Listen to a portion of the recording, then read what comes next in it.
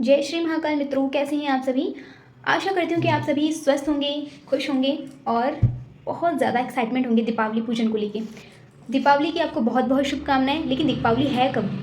बहुत सारी इस पर कंट्रोवर्सी चल रही है सोशल मीडिया पे और रियल लाइफ के ऊपर। मैं आपको यहाँ पे आज अपनी वीडियो में सारी चीज़ें, सारी बातें आपको क्लियर करने वाली हूँ। और ये क्लियर मैं सिर्फ अपने विचार नहीं रखूँगी, मैंने काफ़ी सारे पंचांग के डाटा कलेक्ट किए हैं, काफ़ी सारी चीज़ों पे मैंने डीप अध्ययन किया है, फिर मैं आपके सामने वीडियो लेके आई हूँ। हालांकि मैं थोड़ा सा लेट हूँ वीडियो डालने में, लेकिन आपको मेरे वीडियो के अंदर हर एक जानकारी बहुत ही ज़्यादा अच्छे से मिलने वाली है। तो आप मेरे साथ अंत तक वीडियो के अंदर बने रहिए।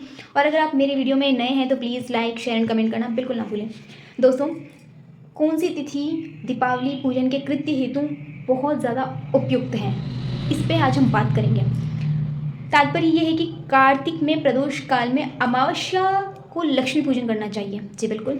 लेकिन अगर हम जब 2 दिन हमें अमावस्या मिल रही है तो कौन सी अमावस्या को हमें लक्ष्मी पूजन करना चाहिए, आज हम इसी पे बात करेंगे। मैं आपको सारी जानकारी शास्त्रयुक्त, शास्त्र वचन और शास्त्र सम्मत जो शास्त्रों के अंदर लिखा हुआ है वही आज मैं आपके सामने यहाँ पे बताने वाली हूँ। देखिए, 1 को अमावस्या खत्म हो रही है और लग कब रही है 31 अक्टूबर को, लेकिन 1 को खत्म हो रही है शाम को वो 6:17 पे। हमें अमावस्या 1 घटी ज़्यादा मिल रही है। ये पंचांग की भाषा में अगर मैं आपको समझाऊं तो 1 घटी हमें अमावस्या शाम को 1 तारीख को हमें ज़्यादा मिल रही है। अब 31 को सूर्योदय के साथ में कौन सी तिथि मिल रही है? चतुर्दशी। और अमावस्या लग रही है बाद में। लेकिन अमावस्या को कभी भी हमें जीवन में चतुर्दशी के साथ में एक्सेप्ट नहीं करना चाहिए। इवन मैं तो हमेशा तिथि वही मानती हूँ जो सूर्योदय के साथ में हमें मिलती है। कई लोग हैं जो दिन में 3 तिथियों का, 2 तिथियों का वर्णन करते हैं, लेकिन जो शास्त्र सम्मत जो चीज़ें हैं वो ये है कि जो सूर्योदय के साथ में जो तिथि लगी है, अगले सूर्योदय तक वो तिथि रहेगी। हमें अगले सूर्योदय पे जो तिथि मिलेगी वही हमारी तिथि होगी, वही माननी चाहिए। अब मैं आपको इसके पीछे का तर्क बताती हूँ कि सूर्योदय के साथ में लगने वाली तिथि का ही मैं ज़्यादातर आप सभी लोगों को क्यों बोलती हूँ या वही तिथि मैं क्यों मानती हूँ। देखिए, सूर्य हमारे एक ऐसे देवता हैं जो हमें प्रत्यक्ष रूप से दर्शन देते हैं। उनके साथ में लगने वाली जो तिथि होती हैं वो बहुत ही शुद्ध प्रकाश में लगकर हमें उस तिथि के अंदर होने वाले सभी दोष सूर्य के प्रकाश में वो नष्ट माने जाते हैं, ऐसा शास्त्र में लिखा हुआ है। दूसरी चीज़ ये है कि 1 को भी प्रदोष काल में अमावस्या हमें मिल रही है, जो तिथि हमें मिल रही है 1 के सूर्योदय के साथ में हमें वो अमावस्या मिल रही है। 31 को शुरू होके 1 के सूर्योदय से हमें अमावस्या मिल रही है, तो हमें अमावस्या को हमेशा अमावस्या को तो बिल्कुल हमें सूर्योदय के साथ में ही स्वीकार करना चाहिए। और सूर्य उदय व्यापितम, सूर्य उदय में अमावस्या हो, घटक अधिक रात्रि व्यापनी दरो संदेहा, बिना किसी डाउट के, बिना किसी संदेह के हमें अमावस्या को अगले दिन सूर्योदय के साथ ही ग्रहण करना चाहिए। मैं आपको यहाँ पे ये बोल रही हूँ कि हमें दीपावली 1 को मनानी चाहिए। लेकिन आगे आप तर्क सुनिए, आगे देखिए, आप वीडियो में हमेशा बने रहिए अंत तक। सूर्योदय के साथ में तिथियाँ साफ और निर्मल हो जाती हैं, सारे दोष उनके खत्म हो जाते हैं। अगले सूर्योदय से पहले अमावस्या समाप्त हो जाती है, तो हमें ऐसी कंडीशन में 31 को ही मना लेनी चाहिए। अगर कभी कंडीशन ऐसी आती है कि सूर्योदय के साथ में हमें वो तिथि नहीं मिली है, सूर्योदय से पहले ही वो तिथि खत्म हो रही है जैसे कि अमावस्या, तो हम ऐसी कंडीशन में शास्त्र हमें बोलते हैं कि वो तिथि पे जो स्पेशल त्यौहार होती है वो उसी दिन हमें मना लेना चाहिए, ऐसा शास्त्रों में लिखा हुआ है। अगले और ब्रह्मवैवर्त पुराण के पृष्ठ संख्या 89 में ये लिखा हुआ है कि वट सावित्री व्रत को छोड़ के कोई भी तिथि चतुर्दशी के साथ में एक्सेप्ट नहीं करनी चाहिए। देखिए, चतुर्दशी जो तिथि है उसका शास्त्रों में एक अलग ही महत्व है। अगर हम चतुर्दशी के साथ में लगने वाली अमावस्या को मानते हैं तो हमारे जीवन में एक बाधाएं आना, पूजा का सफल ना होना, ये सारी चीज़ें हमारे साथ में होंगी। इसलिए सबसे अच्छी अमावस्या कौन सी है? 1 नवंबर वाली। तो आपको दीपावली 1 नवंबर को बनानी है।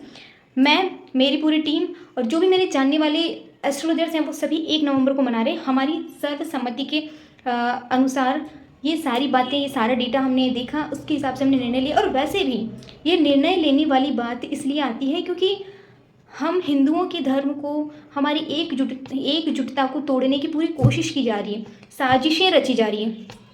2 भागों में हिंदुओं को, सनातन धर्म को बांटा जा रहा है।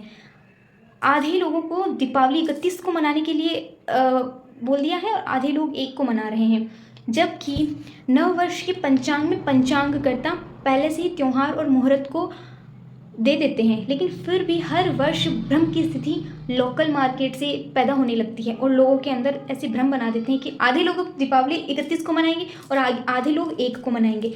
तो पूरी तरह से हमारी यूनिटी को, हमारे धर्म का हमारा मजाक बना के रखा हुआ है। और इसीलिए बोलते हैं कि अधिक कचरा ज्ञान हमेशा नुकसान देता है। वार, तिथि, नक्षत्र, करण, योग, ये सब कुछ पंचांग में पहले से ही वर्णित होता है, लेकिन फिर भी त्योहारों के दिनों में ये भ्रम की स्थिति लाना बहुत ज़्यादा आवश्यक हो जाता है। हाँ, और एक प्रश्न ये भी उठता है कि लोग बोलते हैं कि पहले तो 2 त्यौहार और ये नहीं होते थे। देखिए, इसके पीछे भी एक तर्क है।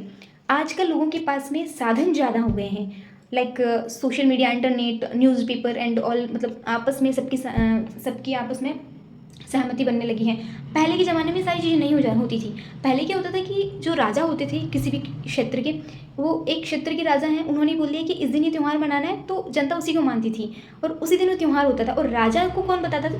जो राजाओं के जो पर्सनल पुरोहित होते थे, एस्ट्रोलॉजर होते थे वो उन्हें मुहूर्त निकाल के देते थे और वही पूरे राज्य में फैलाकर वही मनाया जाता था। ऐसी बात नहीं है कि पहले 2 तिथियाँ या 2 त्यौहार नहीं होते थे, बिल्कुल होते थे, लेकिन पहले पंडित, एस्ट्रोलॉजर, ये सब एक गिनी चुनी संख्या के अंदर थे, तो उनका मत एक रहता था। वो बहुत ज़्यादा ज्ञानी लोग थे, वो बहुत ज़्यादा डीप अध्ययन करके फिर ही वो चीज़ों को सामने लेके आते थे और वही राजा को बताते। फिर राजा तरीके से अपनी प्रजा को वो आदेश देते थे कि इस दिन हमें मनाना चाहिए और उसी दिन प्रजा वो चीज़ अपना लेती थी।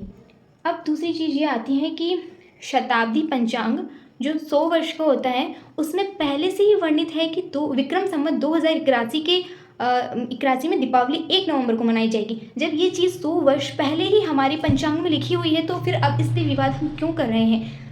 दूसरी चीज़ ये कि हमेशा प्रतिपदा, यानी कि जिसे हम एकम तिथि बोलते हैं, प्रतिपदा तिथि बोलते हैं, उसके साथ लगने वाली अमावस्या सर्वश्रेष्ठ होती है बजाय चतुर्दशी की अमावस्या के साथ में। तो हमें दीपावली कब मनानी चाहिए? स्वाति नक्षत्र के अंदर, जो कि हमें 1 नवंबर को मिल रही है। 1 नवंबर को स्वाति नक्षत्र है, प्रतिपदा के साथ में अमावस्या है और हमें दीपावली उसी दिन मनानी चाहिए। और जो भी लोग अब ये क्वेश्चन करेंगे कि रात्रि की साधनाएं, जो दीपावली की जो रात्रि की साधनाएं जो लोग करते हैं वो कब करें, क्योंकि अमावस्या 1 नवंबर को 6/17 को ही खत्म हो रही है।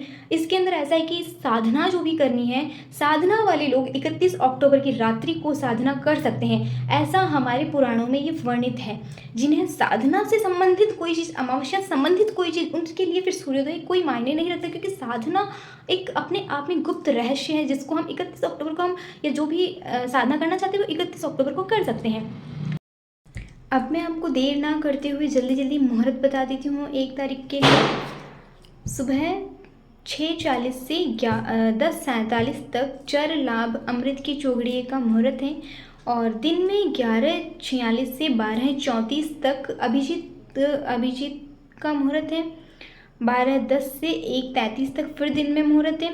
शाम को मुहूर्त है 5:40 से 8:16 तक। आप ये मुहूर्त नोट कर लीजिए और इस मुहूर्त में आप अपनी दीपावली बहुत अच्छे से मना सकते हैं। दीपावली की बहुत बहुत शुभकामनाएं। धन्यवाद।